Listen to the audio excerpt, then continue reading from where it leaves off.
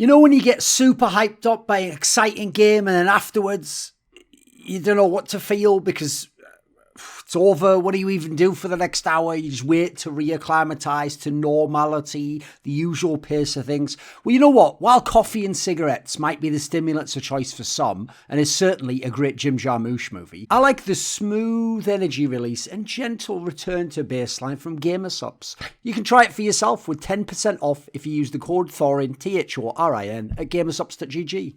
Now, this is going to be another one of my Patreon viewer AMAs, where people who donate $10 or more to my Patreon can ask me a question each month, either in the Discord channel or the threads that I post on Patreon. So, Winster, WNZTA, says, what do you think about Dopa's opinion on coaches and their impact? Right, I'm actually going to have a forthcoming video on the whole Dopa issue because he basically just dropped the download of most of his key insights on the game and the meta game and how pros work, etc. Because basically he's planning on retiring now. So I'll basically read out sort of a condensed version of what he said about coaches. He said, most coaches/head coaches won't like what I'm about to say. To put it poorly, I don't think they are very useful for drafts. I don't get the idea of being taught by a diamond/master player. The head coach is kind of like a manager who makes sure the young players scrim and do what they need to.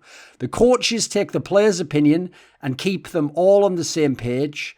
The coach brings the team together, prepares his theories, and suggests champs. But he can only suggest. He is there to stop in-game conflicts between different player theories. I am not saying that coaches/head coaches are useless. I just don't think they have a powerful effect on in-game results. Then again, I've never been a pro. And then he also points out that a rare example where he sees it working is that apparently in the semi-final of Worlds in 2016, Koma actually said that even though he agreed with Bang and Wolf that they didn't lose because of the misfortune support pick, they almost certainly did, that he was banning it anyway, presumably just giving a spurious reason, basically just saying I'm just going to ban it anyway, even though I totally agree we didn't lose because of that, but I'm banning it nonetheless.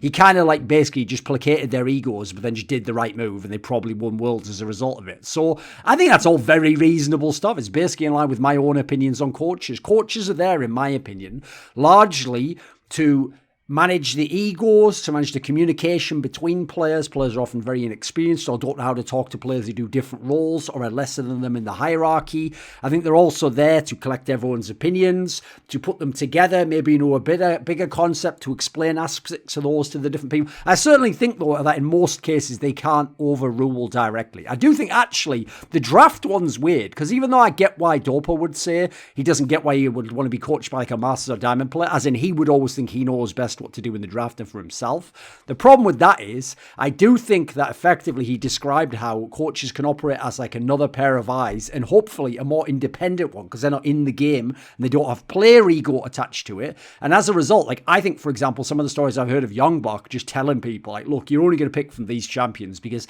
these are just the ones that I can trust you know what you're doing on, and I can give you responsibility to be good on. So I'll give you these options, but it's got to be this limited range. I think that makes a lot more sense than the approach of you say you can do it, well then no problem, I'll give you it. I hate that approach generally. So I think it's also that he's coming from the Korean system where they have this very top-down hierarchy, and it's more about just you're older and you have the authority. It's not necessarily justified. So I also think it would be different.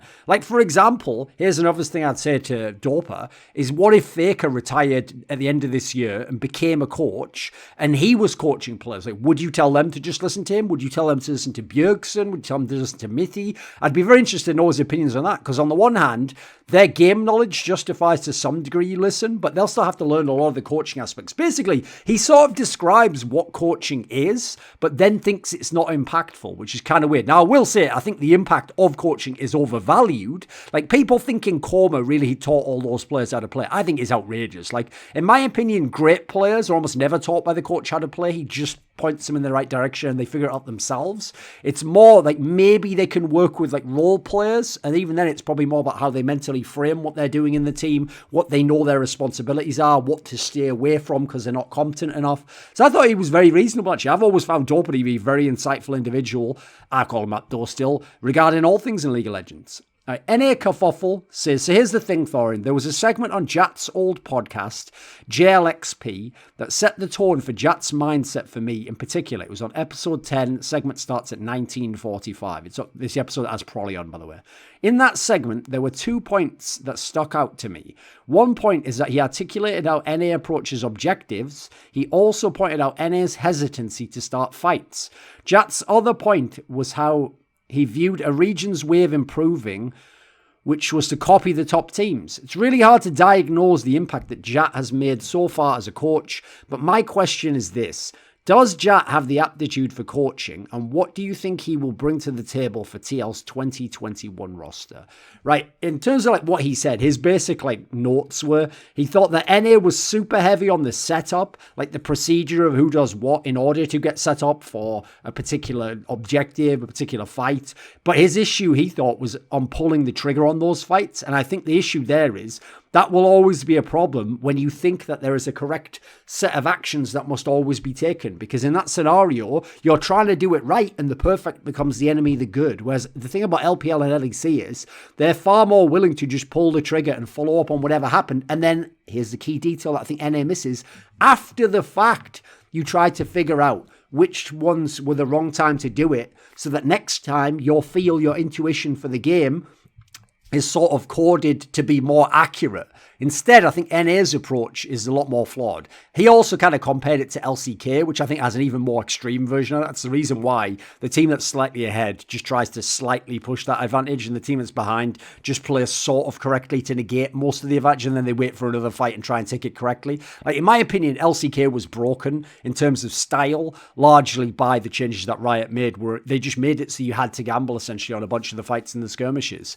LEC, he said, had no setup, really, and they just go in and try and outplay the opponent. Like, here's the thing I would agree with generally. I think all the regions have their own extremes of what they're doing wrong and have a degree to which what they think makes sense. Like, I like the flowchart approach of LCK at certain moments in a game, but not the whole game. I hate it if you're getting choked out. I think the NA approach to teach younger players might be good. Like, here's sort of the order I want you to initially follow before you do things. I think the LEC approach is going to be really good for the best players and teams because you're going to limit test and you're going to really see what's possible. And you're going to have that feel that Moscow 5 and that G2 had that almost no one else in history has of when you can turn a fight that looks like you're taking a losing fight, but you just do it in a way where there's so much chaos, maybe to take Dopa's concept of attention, that the other opponent is going to make mistakes, or your skill players can make this particular fight better than the champions in draft should normally play out as. And his point that the regions mimic the top teams, I think that's pretty obvious. I mean, the worst example I ever saw, this was actually in Counter-Strike, where when Astralis at the end of 2018 was the best team ever, a lot of the other teams just tried to copy Astralis style, really tactical Counter-Strike when they didn't have the lineups to do it. Like Team Liquid was, I thought, a real culprit of this. I think Na'Vi did it too much, where sometimes those teams should have just let their players a little bit more loose and hard countered the Astralis style, but they weren't willing to do it, so they were just poor man's Astralis. I think people have always done that in League of Legends for my money.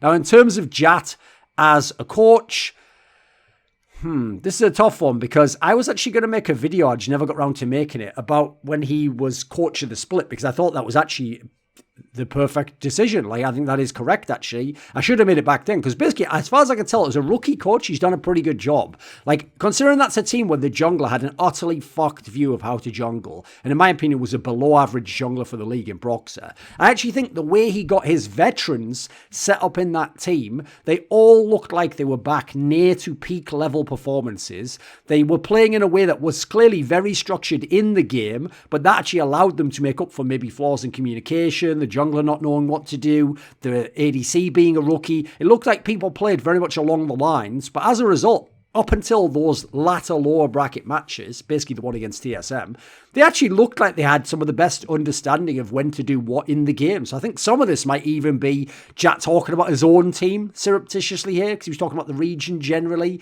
and about the top teams. Like, I could even see that being some logic. So for a first split, I like it. What I want to see in the future is now that he in theory has a quality jungler and he has some really good pieces on his team, now I don't want to see some simple League of Legends. I want to see him actually develop like an in-depth methodology where perhaps, I mean, listen, when you've got players like Jensen and Alfari, you should even be considering things like split pushing, like playing through top, even if top isn't the strong carry role. You should be open to a lot of things because you could really revolutionize the region and how the Western teams play the game outside of G2, basically. I think generally he seems like a pretty good coach, seems like a very competent individual, and seems quite reflective. Jared C7 says, fighting in professional hockey has always been very common and lightly punished. 5 minutes in the penalty box in the NHL, AHL, etc. Though the amount of fights per season is falling, what is your thoughts on a major sport allowing fighting and the role known as the enforcer? I actually think generally, even though, I mean, it's hard to, in the modern day, say I'm against fighting because it's like, well, what do you do when people fuck with you and try to fuck with people you love and potentially endanger you? You have to fight them at that point in time. So I'm definitely not against fighting. In terms of this more frivolous style where it's basically over ego or to protect your opponent from being injured, I actually think the enforcer role is actually very useful in the sense that if you know a massive guy will come and fuck you up and he won't be tossed from the game, so this can apply to the NFL, can apply to the NHL, I think that is really useful for keeping in line players who can really seriously injure you or threaten your life by doing sneaky shit that won't get them thrown out of a game. Like purposely trying to put their foot under yours when you land off a jump shot to roll your ankle. Trying to trip you over when you're in certain scenarios or pull your face mask down. Like some of those things, I actually think the threat of violence, I mean, listen, I don't think it's the best approach, but it clearly has some level of efficacy in keeping human behavior under control. It's one of the few things some people will understand is that if they do something, someone will be violent to them. That will, to some degree, deter them. I don't know about long term. I don't think you'll change their behavior in the long run, but I think sometimes it can be useful. So in a sense, a minor amount of violence in this sense to keep people in check will actually stop greater outbursts of violence, if that makes sense. And in hockey, I've always thought it was the best example of it because people like Wayne Gretzky and Sidney Crosby would get their shit fucked up if it wasn't for enforcers. So having those people allows you to have smaller skill position players that don't have to be monsters. They don't have to be built like Yager and Lemieux to have it, or Ovechkin to have a chance to play in the game. So I do think actually it's necessary. And I think in male society, if it makes sense to say society, in male groups, you need some minor amount of at least the threat of violence. I feel like otherwise, as you've probably seen in modern society over the last 20 years, people get way out of pocket. And I'm not talking like a fun, light-hearted banter way. Like they will basically use the verbal equivalent of the negative aspects of physical violence, so psychological warfare, to an insane degree if you don't in some sense check them physically. And that actually does seem to be a massive issue for society. Just look at young men now. Look at young men on the internet and how ridiculous they can be in many scenarios. Listen, not in a way that I would want them like put in jail or banned off the internet, but like the way that they're acting is mad out of pocket because it's not just in a game or just for funsies anymore. Some of them just don't even know. The lines have blurred completely for some of them. Koala Rider says, when Corona finally ends and we get lands in CSGO again, which top teams do you think will be better on LAN and which teams do you think will have been the most inflated in terms of results/ranking by this online era? Probably been asked this question 50 times on every talk show and AMA, but I'll answer it again and I'll do it at a different angle this time. So what I was really thinking about at Flashpoint is in terms of their actual game, like how they work tactically, their map pool, how they seem to analyze demos after the fact. I actually think Big would still be a solid top 10 team if we went to LAN and could actually be a dark horse.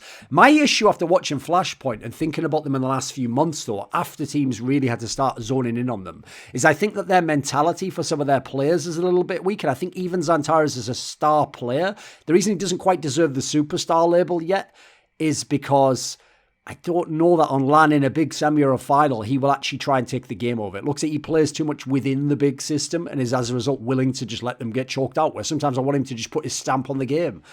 I think Fnatic and Mouse will be way better. Just look at the players they've got, look at the chemistry they've got. The things that they can do on LAN will just work a lot better when other people can't as freely do them from their bedrooms drinking the coke. I don't think Heroic will be an elite team. I don't think they've even got a chance to. I think those pieces will just be...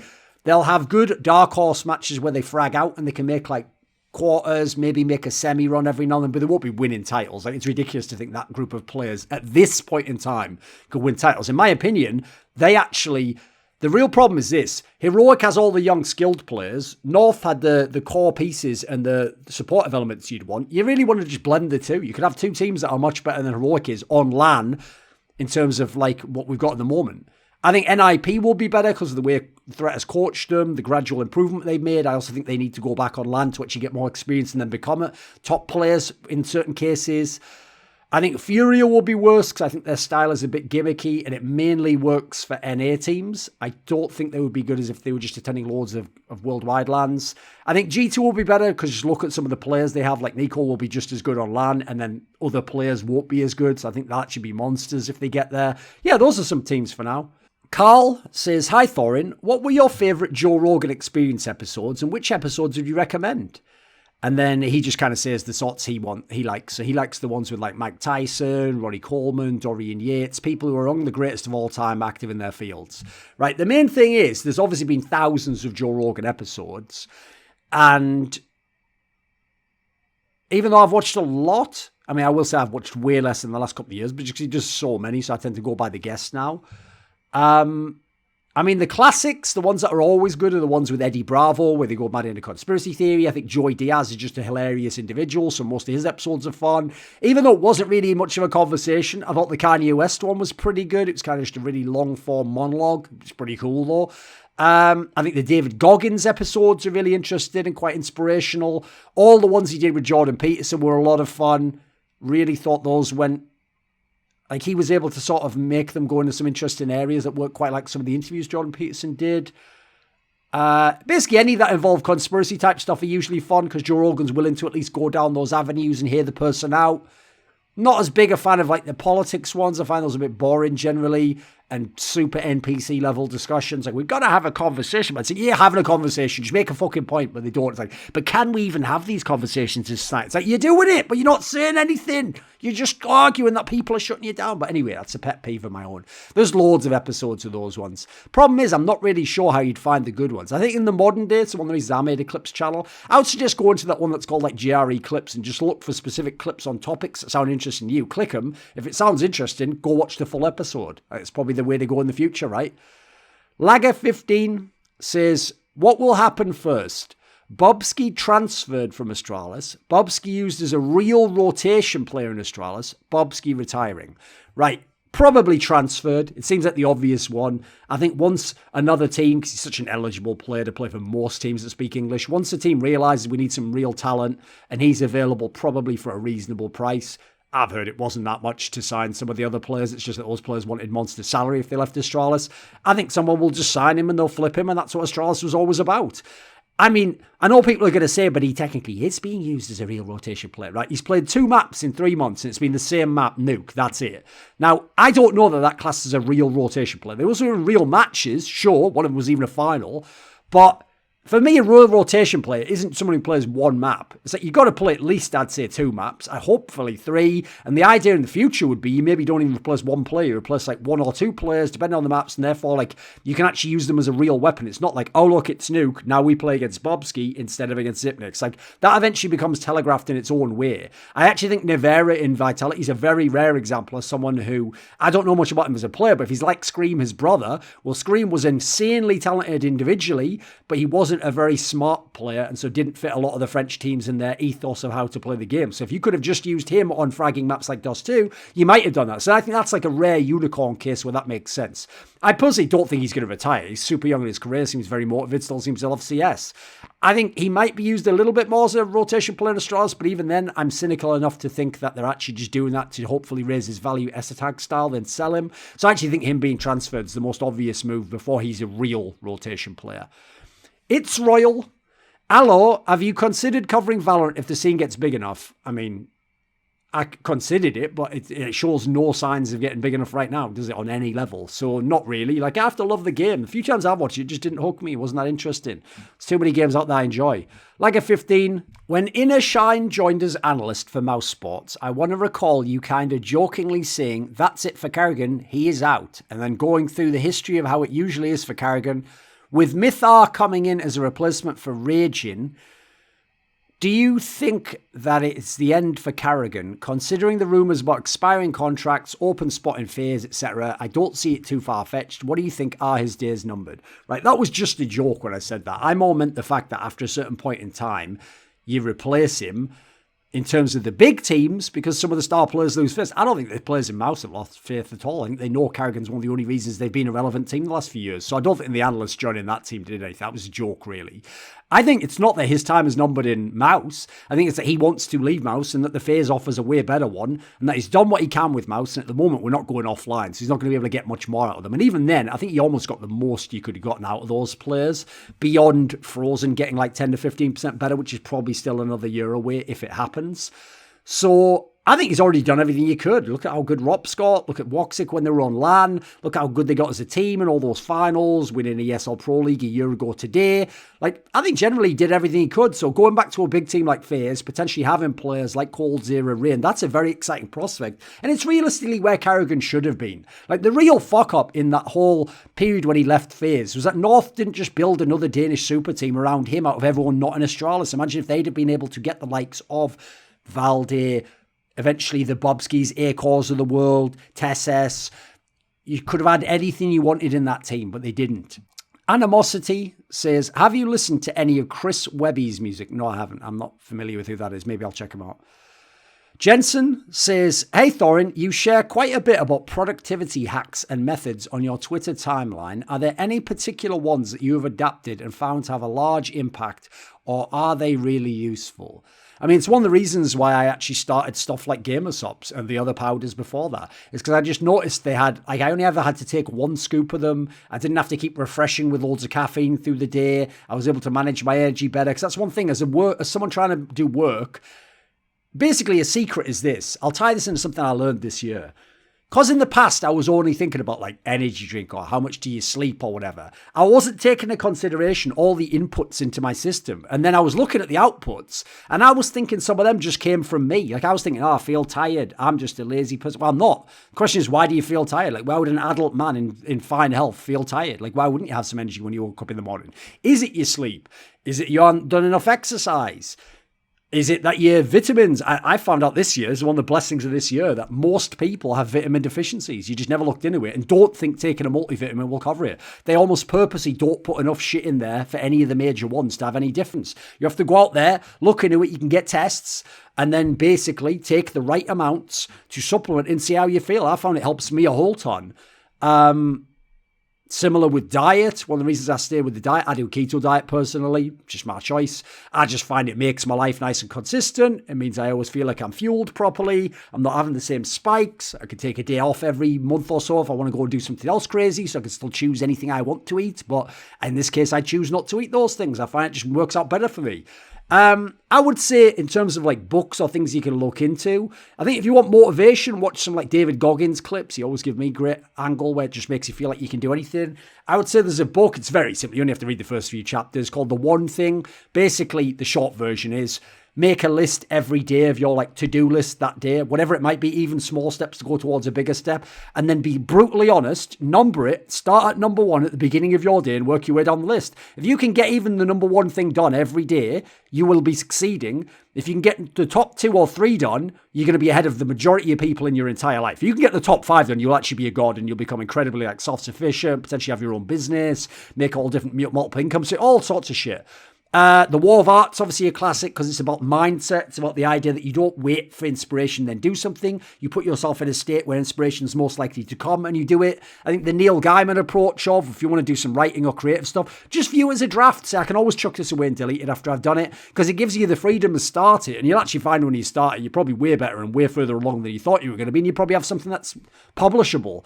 I think also starting a big task early in the day is essential. Don't procrastinate early. Leave your procrastination till the end of the day. If you want to take the rest of the day off once you've got a few things done, you can do it. You've already done stuff. I would say as a result, schedule time off. Have a day each week where you say, I'm not going to do anything that day. That way, if the day is a Friday and it's Thursday now, you can think, right, well, I'll get this thing finished now because Friday I got the day off, haven't I? Schedule it and then actually have fun in that time, not just procrastinate and just waste your time with five-minute YouTube videos that you're doing instead of doing something else. GDMN says, I recently dove into the Quake Live duel scene due to your expressed interest in it. I'm curious what CS players would have made the greatest Quake Live duelers and the other way around. I couldn't help myself from imagining Simple. How could he move like water in this game? How he could move like water in this game while exercising his immense skills, right? Simple's an obvious one because he's just an all-around super skilled player in every respect in CSGO. And I actually think from the way I've seen him improve, he's like an autodidact. Like I think he would actually pick up a lot of things about the game. Aside from him, there's not that many I would pick for like raw skill as a reason to move up. Like Kenny S is a rare one. I feel like he'd surely have a great rail and he would set himself up to just be an aggressive railer who lived and died by hitting his shots, strength, saw Kilson style. Kilson showed a little bit more nous about him. Maybe Sparty was a better example for that one. I think though that actually I would mainly pick players who have a very strong understanding of positioning. So like an obvious one would be, I think like Zipnix could have like Rafa type skills if he really applied himself. Like his understanding of what to do in one-on-one situations is so exceptional. He could have a very strong aptitude for dueling. But I think players like Nico, Cold Zero, Device, also players that have a phenomenal awareness of where to be, what can happen, what the procedures are for how to take over an area, when to give up space, when to rotate, like, and they're also skilled as well. So I think these would be obvious players that would be very good. Impulsive says, why has Denmark been so successful at producing top-tier IGL talent when every other region has struggled with a lack of leadership? Right, obviously I sort of addressed this in my video by pointing out how many came from people like Hunden, Karrigan, Glaive. Like, one of the issues is this. Great in-game leaders also can accelerate the development of the next good in-game leaders to potentially help them become even better or great themselves. So if you look back in history, people like Executor were related to Veslin. Element was related to Executor and other people before him. You had people like, obviously you had Ave to Zonic to Glaive to whoever to MSL. Like, I think that's one of the key things because they've always had a systems approach way of thinking about the game, a structured approach, kind of like German football. I actually think German Counter-Strike also has always had this approach. You've even seen it in Sprout, in Ultimate Attacks, and Big. It's just that they haven't had enough good players or orgs willing to invest in the German region to make it obvious. So Denmark, which by the way is right next to Germany geographically, seems to have more of that influence than they do the rest of the Swedish countries, which are a little bit more about free-flowing Counter-Strike and playing off your instincts. Finnish Counter-Strike, probably the most extreme version. That's why actually I think Alexi B is kind of a unicorn within that scene. So I think one of the issues is you are influenced by the people who are around you, who seem to know what they're talking about, who do things the right way. And so Denmark's always had this strong foundation that coming from Source 1.6 has just always been their approach. And so I think other regions just haven't had enough of those brilliant players and haven't put enough emphasis on it themselves. Who knows? Chicken and an egg scenario, isn't it? Blaster 2000. How much politics is too much politics in esports? Where should the community draw the line? Secondly, what is your opinion on a certain North American developer making statements in support of an ongoing political movement during their esports broadcast? Right, I think politics generally has no place on these broadcasts because these broadcasts are companies and companies do not have morals, principles, values. They can temporarily, if exercised by people within those companies, so why can't those people just express their opinions on their own platforms, on their own Twitter, Instagram, whatever social media? Teams that participate can do it on their social media if they want to. Players can do it on their social media. Commentators can do it on their social media. In my opinion, that's where you give your personal opinions, and so that's where it's appropriate to do it. In the same way as it wouldn't be very appropriate for me to just start commenting on some like super personal thing about someone on a broadcast. Well, why would I do that about political things, which in this sense are a mixture of personal and cultural? I don't really think they have any place on broadcasts, especially because it's obviously so cynical and two-faced half the time anyway, right? So I personally think I'd rather just leave it all off and then let people just enjoy the esports, and then separately they can talk about whatever they want on their platforms that they use esports to build up. Connor Roback says, what aspects of living in the Netherlands do you prefer over the UK/Korea?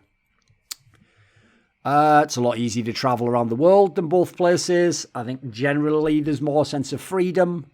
People don't seem as uptight about rules and those sorts of things as they are in those two areas. Korea, just because of the social hierarchy. UK is just a bureaucratic nightmare. Internet's very good, but to be fair, so is it in Korea, but it's a lot better than the UK, that's for sure. You have great ping to pretty much everywhere in Europe. People speak English I mean, obviously they do in the UK, but in Korea they didn't as much. Netherlands seem to have a fantastic level of literacy in English. Yeah, there's loads of things that are great about it. I'd have to go the other way and say, what would I prefer about living elsewhere? Spoonfed89. If you were asked to develop a documentary series for the history of CS until the end of 1.6, what are some of the players and teams you would choose to focus on? Right, I'll give you a top 5. So one is I would make a documentary about the formation and eventually tell some of the story, but mainly the formation of the Na'Vi 2010 lineup, because before that, Ukraine just wasn't a relevant country in Counter-Strike. At best, they had like minor dark horse / outside chance teams who would maybe make like quarters of a tournament. But Na'Vi obviously was super dominant, won 4 majors in a row. So I would show how it was Arbalest and Starix and some of the past beefs that kept players in or out of the lineup and determine how they made it. And the different philosophy and blueprint by which they made that team, I thought was actually something that could have been so influential for that region, but was misunderstood because the story wasn't told. I would love to do a video about Heaton and Potty's formula for success. They had a very interesting approach where they didn't use a lot of tactics, but they stuck together. They could trust that each other would always be in shape. They would find good players, but not always the best players. And they would make like, I wouldn't say super teams that often, but they would make teams that had like a lot of skill and could play off that. I think they just had a very interesting mindset for what type of player they wanted. And some of it was social. Like they could kind of tell who was a winner and who wasn't. Not necessarily based on the eye test of those people's games.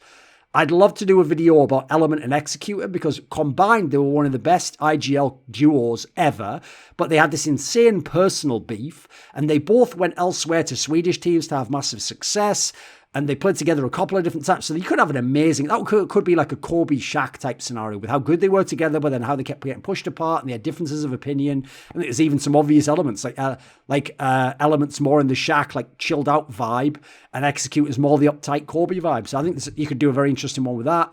I'd like to do one about the history of Brazilian Counter-Strike, showing how they went from being nobodies, how you had people like BSL come over, then they started to get better. By 2003 already, they're getting like competent placings at the big tournaments. Then a couple of years later, the Dark Horses, then eventually in 2006, they win a world championship, even with different lineups that didn't even feature Kogu. They can win dream hacks and be in top placings. So I would love to really show the story of the influence and philosophy that turned around Brazilian Counter-Strike. They always had a lot of skill, but they had a terrible understanding of the metagame early. And then finally, along similar lines, because in my opinion, it's a very rare storyline, I'd like to show the tactical thread in North American Counter-Strike. People know all the skilled lineups and playing off just mad fraggers, which is even the Team Liquid style now. But I'd like to show like Moto's Team Speaky offensive, his Team 3D, later on the complexity lineups with Trip. I think you could talk a lot about how these guys had a consistent approach based on tactical and role-based Counter-Strike, kind of European style, but with a little bit of the American flair. I think there'll be a lot that you could do in terms of like the thought leaders in that regard, because they weren't listened to by many others, but just look how good their teams were in contrast. Vigar says, for someone who loved the Game of Thrones books, do you have any similar books about intrigue you would recommend? Right, the obvious one is Dune, the Dune series. They're basically better than Game of Thrones for the intrigue angle. In fact, I'm pretty sure George R.R. Martin must have been inspired to some degree by them, because I think almost everyone in sci-fi was. I think an underrated one, because the movie is absolute ass cheeks, has got to be Ender's Game, because there's this whole angle in Ender's Game of what his family back home are doing that is actually super interesting and has a lot of interesting implications. The Hyperion, the first couple of Hyperion books, I think have really good elements of this involved in it, where they build up the world, but then the interactions and the dynamics between the different, I'll call them races in this sense, or different types of entities and what they're doing and what they might be up to and what they're saying, but what their actions suggest and how the military decides things and what the chain of command is. Like, I thought those are pretty interesting all in all. What else could we say for that? I would maybe just say beyond books, maybe check out like The Wire. It's probably a show you'd enjoy. Girthy Moth says, famously, most film/TV adaptations of video games are shite. What would be your top tip for a game that would make a great film or TV series through strong characters, compelling plot, interesting premise, etc.? What direction would you take it in? Cheers. I'm not sure there actually are many games that would be good movies, because the problem is, like, the ones that had really good movie elements also worked because they told the story movie style, but then let you play the game, like Metal Gear Solid, Deus Ex, Final Fantasy VII. So I'm not actually sure they'd be that good as movies. Let me think. What would actually be interesting to make into a movie? I don't know if there are any, actually. Don't know if you actually are. I think I'll just leave that one. I don't think I can really think of a good one, mate, in that regard. I actually think that the mediums are so different. I think it's kind of inappropriate to mix them unless you're going to do it. Like, when you adapt things, in my opinion, you should do completely different things with them than what the original did. Jake Razzaq says, I used to compete at a very high level in a sport, and it was always really interesting to me to see how everyone seemed to fall into three broad categories. Number one, genuinely loved the sport. Number two, loved winning/competing. Number three, people pushed to compete by outside forces, i.e. parents. I have heard you talk a lot about the first two groups, people like Soaz, etc., but I haven't heard about any, by the way, he means Soaz for like the loved winning and competing, and someone like Froggen would have been someone who's loved the game. But I haven't heard about anyone making it from the third group. Do you think that meaningfully exists yet in esports? And if not, how do you think things will change when it starts to? He also then points out that like it can be good to have people to push you to practice, but that they're never usually the best, probably because they don't love the game that much or competing. They're just doing it because they're forced to. I think it's mainly because right now we have the opposite issue, right? At the moment, games are just a waste of time. They're things you do for fun in your leisure time. And therefore, when people see you investing a lot of your time in it, even if you're very good, until they know that it has real world respect and status and a career and you can make money, they're actually going to be resistant to it and they're going to tell you not to do it. So at the moment, I think actually the same parents who probably would force you to do it if it was like band practice and they thought it could go somewhere or an internship, are the ones telling you not to do it. So I think eventually it's just inevitable. Once it gets big enough, they will flip and they'll start telling you, oh, you got to do this as a resume builder, or don't you want to be the best? Like, son, you're going to be the next pro player for fucking, I won't say TSM, we'll say like Face Clan or something, you know. Like, I think if anything, there's curses and blessings to that. Like, as you say, I don't think those are ever the best people usually. I think actually even the book, I think it's called Open by Andreas Kroknes is a great book on that topic where he's someone who clearly like wasn't that in love with tennis. I don't think he oversold it. He clearly did like the game, but the way his father forced him to, I think it's a good reason he never actually fully developed this potential. Because as you saw from what he did at the end of his career, mate, this guy could really have won like 12 Grand Slams or something if he'd really put his mind to it and loved the game totally. Xeno Dwarf, on a recent Flashpoint Q&A, you talked about the importance of meditation. To what extent are you interested in Eastern philosophy and religion? Who are some of the standout figures in this field for you? What benefits do you see in it, and how has it influenced your thinking? Right. The key thing with this is I'm never going to go too personal. Like, I know people can keep pushing for that because I know in a fucked up way it makes me more mysterious. It makes me more want to know about that shit, right? But there's certain aspects. It's just none of your business. Like, it's no offense to you. It's just none of your business. So I think certain things are to be kept for yourself and your friends. So in terms of philosophy, a lot of that's very interesting. Religion, not so much so. Like, I only really see the benefit of religion in terms of keeping certain traditions alive. And since they've basically destroyed all the key traditions in my own culture, I just don't see any actual like reason to be involved with religion at this point into history. In terms of philosophy, though, there's loads. The problem is a lot of them are going to be about like meditation and Eastern philosophy. I'm not going to be able to remember the names because they're Indian names, unfortunately. So like Yoga Sutras of Patanjali is an obvious one. A lot of the books that are about yoga and about meditation generally, like Vipassana meditation, I find very interesting. The Buddha, even though I don't really believe he said most of that stuff, I think a lot of it was probably worked on by ex-students and they just made him way sexier lines. But the point is there's wisdom in the lines, so I think they're great lines. I personally I'm interested in, this is the interesting thing, it's not just philosophy. I'm very interested in mystics. People who are having like some sort of direct experience, whether mentally or they might claim in the physical realm, with like a gnosis, like a knowing of something supernatural, a god, some sort of connection to outside force. I'm very interested in that in general. So there's plenty that you'll have never heard of. I would say actually a book that could probably open your mind to this and make you a little bit interested would be Colin Wilson's The Outsider. He has a very interesting set of sections on that. Might even change how you think of some of like the religious preachers, if you look into that. Obviously not the fake ones, the ones that actually seem like they really believe the shit. I would say it's hard to tell how much some of these things have actually influenced me. First of all, because I'm inside myself, so I can't really be like an objective observer. And also because you also change throughout life and through your experiences. So I don't always know which experiences caused what. Like, for example, part of me at certain points in time thought that psychedelic experience had changed me radically. But then also part of me looks and thinks maybe I also just matured and would have matured anyway at similar points in time or later in my life and would have gotten to the same points. And one thing I found that's very interesting about life in general is I don't over-obsess that a certain book or a certain guy has the answers. They don't.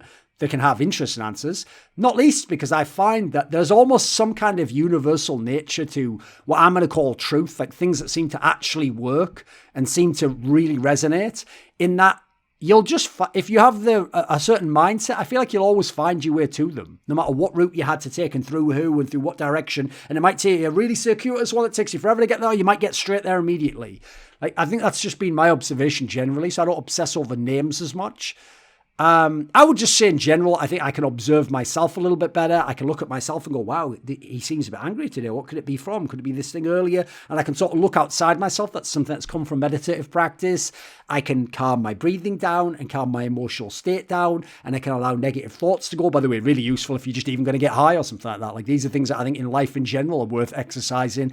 I can be very patient in a way that other people probably can't. Helps on planes, etc. Or when you're dealing with something very frustrating. And I just keep gradually going along and doing the small things I can do to keep pushing towards objectives. I'm not really a prisoner of emotion in the same way. I don't really let fear hold me back. That's, to some degree, it's a sensation I feel, and it can be an emotion to be afraid, but it doesn't stop me from doing what I want to do in most cases. The big one asks, just how good was Oscar in 2018? It seems like there is a lack of consensus on how much his inconsistency takes away from his undeniably great performances. How did he fare against players who were truly great that year? I don't really care about how he fared against great players. Like, being a great player, it's a responsibility that you have to outperform the other guy, but you can outperform by just killing all of his teammates. You don't have to go head-to-head with Simple and kill him to beat him. Like, in fact, I would say that's what people like Divisive have done a very good job of. They just take care of the rest of his team and know that he can go for whatever he goes for, and we can still win the game. I think Oscar was very good. I do think he had inconsistency, but I think a lot of that came from him and his own mentality. It wasn't what the opponent was doing. So I thought what people didn't acknowledge was that his peak game, there might have been 5 players in the whole world who were on that level on his peak game. It was unbelievable what he could do. Yeah, he wasn't like that every game, but then again, he played for a team where he was overqualified for mouse sports. He was way better than he should have been than they were as a team at certain points in time. So, yeah, I think he was a very good player. Just flawed. Peyton Lee Trahan. Hi, Thorin. What was Fallen's calling style / team structure back in 2016 with that LG / SK team? Right, obviously there's a famous story I always tell before. ESL One Clone, when they were SK Gaming, first tournament where they were SK Gaming, they said in an interview that they were doing something like twice as much theory as scrims, or number of hours of theory, like 4 hours of theory per day. So to me, the key thing they did in that team the whole time was they took the extreme version of what Fallen did the year before, where he got some of the players up to speed on how do you play out a scenario where you've got a man advantage, because they were a less skilled team than the teams they were playing. So they had to take every advantage they had. What are some basic T setups that allow us to get into post-plant scenarios, for example, or get the bomb down, and then from there, individual skill has to take over. So he took that and made a more extreme version of that, where they really went in depth on how we're going to play out these late round scenarios, how we're going to play out what I always called in 1.6 the broken round. You've got to a point where it's a 3-on-3, or a couple of people are dead on the Ts or the CTs, and so as a result, the round is broken apart. You're not just playing an execute, you're not playing a setup counter. Now it's individual players, but still hopefully team working. So to me, I think what they did is take like a chess approach, where instead of just learning the openings, you go to the end game of here's these few pieces left, and you move them around and you learn how those pieces can interact and how to set up ambushes and how to use position against someone, and then you apply it to the game, because you're going to get a lot of those scenarios if you've got a skilled enough team, which they did have that year. I also think generally Fallen wasn't looking for the extreme intricacies of tactics. He was setting up the strategical matchup of this kind of a pace works against this kind of team. This kind of an attacking style works against this kind of overall defense. I think that actually the success of a lot of the really great IGLs has been the strategical view, not the specific attack. Like MSL's fantastic with the tactics. Overall strategical view, maybe that's where he has his flaws. So I think also you've got to, one thing people take for granted in the team of 2016 is that FNX and the role that he would play, where he had like a very good conservative mindset and defensive mindset for how to play on CT side, is what allowed Fallen to do those crazy, super ballsy peaks and super close range fighting with the AWP. Because he knew that this guy's covering my back, he's looking at the different angles very well. Train Out was the best example, because obviously FNX could be watching Electric Box, could help you on the middle, could be watching the back alley, because that was the sort of positioning he was playing. So to me, having a player like that also freed up Fallen to then be this crazy force where on CT side, he would peek you early, he would push you back early, he would hold position early, he would hit a bunch of shots on you, and then they had monsters like Cold Zero or in the clutch FNX to come in and win the round, and obviously Fur could then push crazy himself. They had a really good balance of passive players and more aggressive players, and were able to sort of harness that into probably the ultimate style for that year. Django Tango says, the only tradition I can think of in League of Legends that arose organically as opposed to trying to emulate other games or real sports is the Game 5 Silver Scrapes. That's where they play that whack music when there's a Game 5. What are some cool ceremonies, traditions, or cultural quirks in other esports titles, and do you think it is important for esports to develop them? It feels sad to me that we have a game over a decade old and still have so little culture. Right, one that you've forgotten is Blind Pick, where when OGN Champions Game 5 was a game where you couldn't see what the opponent was picking. You just both picked and then you went into the server and see what you played. Listen, I certainly think it was flawed, and obviously you couldn't really practice for it entirely, but it was super unique, and it certainly added another level of tension in those matches. Although now it's gone, I'm not sure it was actually necessarily the right thing to keep. I would like them to take the selection ceremonies like we're doing in Flashpoint and CSGO that was from StarCraft, where I mean, I know they don't really do it because they don't really have leagues. Half the problem with this is leagues are boring, and Riot just insists on doing leagues. But if you have tournaments, I think it's really cool that you can trash talk each other and do that. I think doing more hype intros, we tried to do one for Flashpoint. They've occasionally done them for LEC, etc. But really go ham on the storylines and push how exciting it is. I would like it if before every final they had a proper press conference like MMA style where they trash talk each other and talk about the other players and what they're going to do to them, and like kind of like those Korean segments they would have before the finals where they encourage them to trash talk. I think these are all really fun angles. A lot of it notice comes from Korean esports, so they had a better sense for the show and how to set up the entertainment angle. Latoic says, not sure if this applies to you because you may not have ever gone through this, but how did you overcome the fear of failure? I have this kind of anxiety when everything is going well that prevents me from taking risks. Sometimes it prevents me from asking for help for fear of being perceived as weak. Do you have any readings, books, videos, personal experiences to share? I would just say that's one area where I think reading loads of biographies is really good, because what you'll find is that all the greatest players ever had fears and concerns and at times thought they were failures or felt like imposters or didn't know if they could do it. And you'll just discover, and I'm talking everyone, like Michael Jordan, Christopher Hitchens, Andre Agassi, fucking everyone in history.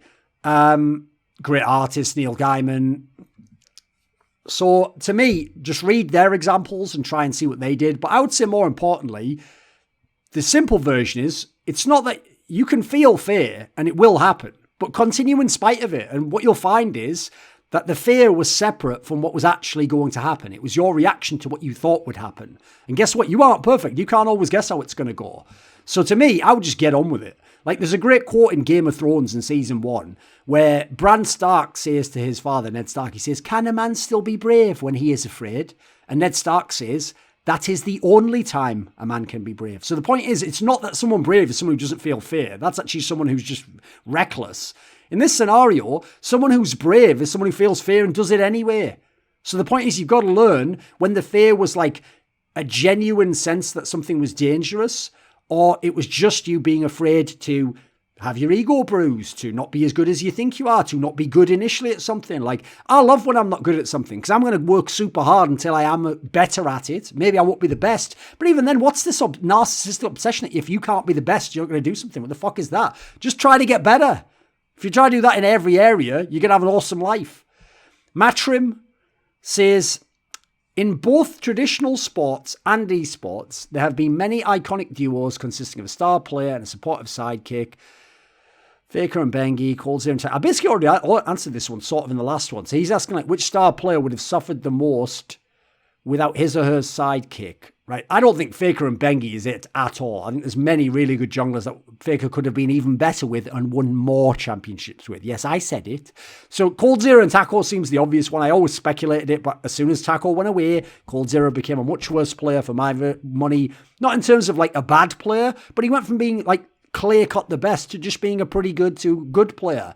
I think Oscar and Sticko was an underrated one because Sticko really helped sort of make Oscar feel comfortable, and so he really could go off in the game. Let me think. Who else could we go for? If we want to go just speculate on one, I mean, it's kind of been proven, but I always felt like when Sven lost Smithy that he'd have his issues, and I think he did. Understandably so. I think Smithy was such a great mind for the game. So yeah, there's a few I think stand out. NA Kerfuffle. So here's the thing, Thorin. There was an interesting segment a while back that I heard on By the Numbers. I feel it would be an interesting thought exercise for LOL. Ah, right, LOL. I was going to do this for CSGO, I think. What players, if they retired now, would theoretically be good coaches, general managers, etc.? I think it would be hard to find players that fit the bill as the game has a different dynamic. Right. So let's do general managers first. General managers, the most obvious one is Perks. He's already basically low-key being the best general manager in the West. There's one. Let me think. I'm not actually sure how much influence Reckless had on getting players in his team, so I can't say that one. In general, I would have to say Speke because he also did a great job as a player, knowing who to get. I feel like Yellow Star would have a good feel for that role. Mithy's an obvious one. Certainly has a good eye for talent. Let me think, who else? See, the problem is I don't think Afromu does, because I think he's too chill a guy. I don't think he's got the killer instinct to some degree, even though I think he does have a good eye for who's good and how to use them. So maybe for a smaller team, he could be a GM, like a Golden Guardians. In terms of like who would be good coaches, I want people with shot calling skills. I want like High, Sword Art, Mithy, Afromu, Enrated. Is there anyone else that's coming to mind here? Maybe Smoothie, even. Like these people seem to understand comms, their own role, fitting into stars, how to shot call people, how to direct a team, how to suggest group things. Like, I think in general, these seem like guys who would have a good aptitude for that. Crazy Leprechaun. What the hell is happening with the NvCS roster? And is Legia actually going to try to keep playing? Or do you think he will be back to the coaching role in 2021? Right, as far as I know, he probably has to keep playing. To be fair, by the end of Flashpoint, he looked like he was doing a decent job as the IGL. The issue for me is, as far as I know, I mean, isn't Cuban the coach of that team now? So hasn't his main job been taken? So if he's going to be an assistant coach, I mean, he can do that, but I don't know if that's where his strengths lie. I'm not sure he's a good enough IGL unless he put some really good players around him. And he was doing terribly statistically. But as an IGL overall, he did an all right job bearing in mind the roster he had. Toxic says, with MSL and AZ being free agents now, where do you think would be a good fit for them? Or basically, here's the problem. You should just take those players and maybe Cajun as well and just build a team around them. Scout the next Danish talents, the next Tessas and Farleague, the next Valde, or maybe get one of those players, put them around these guys. And at that point in time, you've already got that's a top 10 roster potentially. Mihan 29. There's only 2 questions left. Mihan 29, if you had to start your own juggernaut tomorrow, international speaking team, how would you rank these 5 IGLs in terms of who you would want to start your team with? Alexi B, Blame F, Karrigan, Glaive, and Alex. Right, in terms of ranking them, so we'll go best to worst. Right, the most obvious one's Karrigan out of this group. Because I know you're going to go, but Glaive's in it. Glaive's only done it with like one lineup and then 2 lineups, 1 main core and 1 roster change. Like Western Wolves was too brief and it actually blew up and he was part of the reason why. So I don't know that Glaive would be the best in terms of this like multinational team, brand new set of players. I'd have to say he's a brilliant IGL, but you have to be able to implement his system and presumably he doesn't have Zonic in this case. I would take Karrigan number 1. He's just proven it. He's been number 1 with 3 different teams or something. He's beaten all the great teams of their eras, quite frankly. He's done almost everything except maybe SK in 2017. So I'm going to go Karrigan first. I'll take Glaive second, just because he is brilliant when he can implement what he wants. No, actually, wait. I'll take Glaive third. I'm going to take Alexi B second. Because I've now seen with two totally different calls of players, he's a fantastic caller. I do think he has some issues in terms of like authority within the team. He might not be as good in that respect. But as a general caller, I think he's done a great job. Glave's third. He's just a fantastic IGL. I'll take Alex fourth, just because of what he managed to do with that lineup in Vitality, and I already think I've started to see him having some influence on Cloud9. BlameF's going to be fifth because he's a really good fragger. He plays his role really well. But as an IGL, I still think he's above average, but he's not a great IGL. So that's the obvious way I would set it up. I know, obviously, if you just want fragging, you take BlameF immediately. He's the best fragger of all of them. But I'm assuming because I've got international players, I've got fraggers already. I want the IGL to be really good at IGLing. The last question is by Pronogo. Being as consumers tend to stick with what they are familiar with, I wonder how an up-and-coming game developer could encourage new players to give their game a try without corrupting the competitive nature of their product. I believe this is possible, but were you in my shoes, what strategies would you explore for building a casual player base for a hardcore game? Right, the most obvious thing to me is this. You want it to be a freemium approach. So you want a free mode of the game. And I would suggest having maps on the free one that allow people to very easily get into the game. Like when I first played this Among Us game that everyone's into, because I played the map, I don't even know the names. Is it Phobos or something? The one where it's like you're on a spaceship, basically. That particular map was a lot harder, it felt like, for the imposter. And so as a noob, it made it easier to play the game, and you could just do almost anything and still have a chance in the game, whereas you wouldn't on the other ones. So I would say make the free part quite simple, kind of streamlined, essentially have it so that to get good at it, trains you some of the things you need for the real game, and then have maybe a paid component or an aspect where maybe to compete they have to pay, where then people buy and get into it. Quite frankly, on this one, I just don't really care about that topic at all. So, okay, there we go. If anyone wants to submit a question for a future one, be in one of the $10 or above tiers on Patreon. Look for the next thread. It'll be in the description box of this video, or look in the Discord channel, Patreon AMA. This video was kindly supported by Lager15, Pronogo, Mohammed Alabdul Razzaq, Dean Tanglis, Animosity, ErikHillestad, Andreas Kroknes, Hades, Jensen Goh, Zoomba, JDubs, Tobias Bernasconi, Alexander Rao, and as always, a special thanks goes out to Jerky's Minion. Would you like to suggest a topic or a guest for my content? Do you want to ask me a question in one of those monthly AMAs I do? Would you like teasers for who's going to appear next on my content? Or would you even like to take part in one of those crazy donator discussions I do where we go all over the place? Well, if so, put your money where your mouth is and join the Scrolluminati today at the Patreon link in the description box below.